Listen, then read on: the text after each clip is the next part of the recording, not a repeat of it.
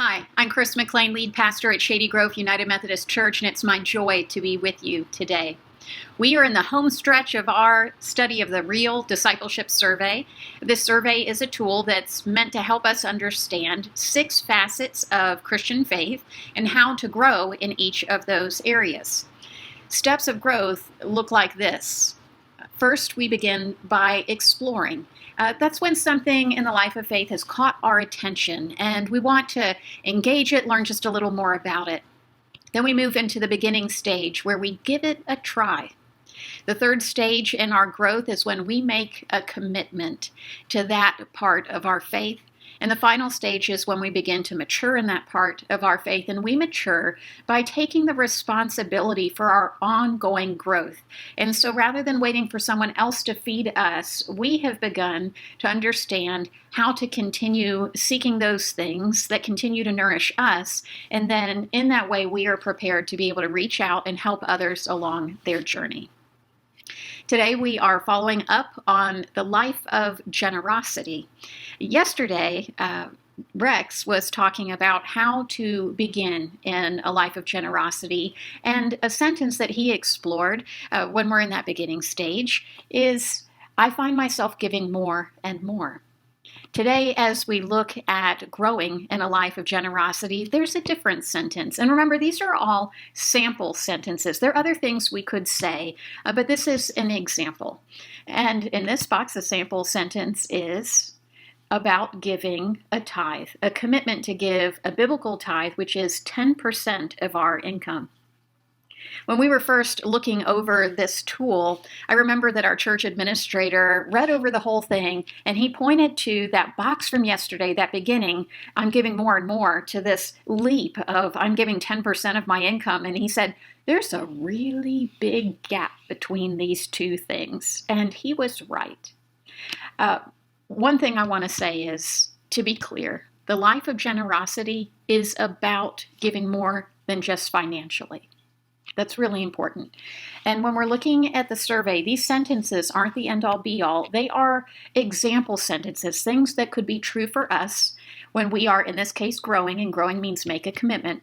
When we make a commitment to the life of generosity, one of the things that could be said is, "I am now tithing." That's an example of a kind of commitment that many Christians make.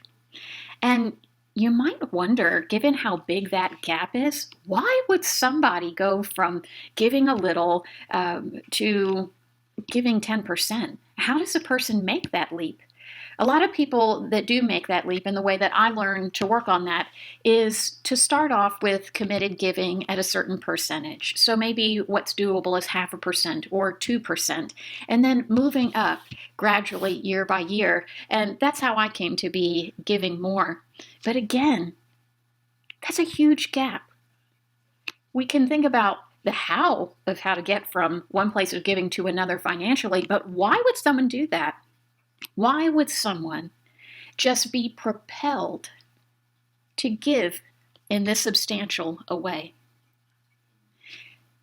Anyone who's ready to give at that level must believe something about God and something about the difference that our giving makes. And so that's what I want to explore in this video today. What would you believe about God, and what would you believe about the difference our giving makes if you found yourself working up little by little through the commitment stages of getting to this biblical tithe? We don't make that number up. It's something we find in the Bible. It seems to me that at this stage in things, it's time for a montage. We've been studying this for 6 weeks, time for a music video.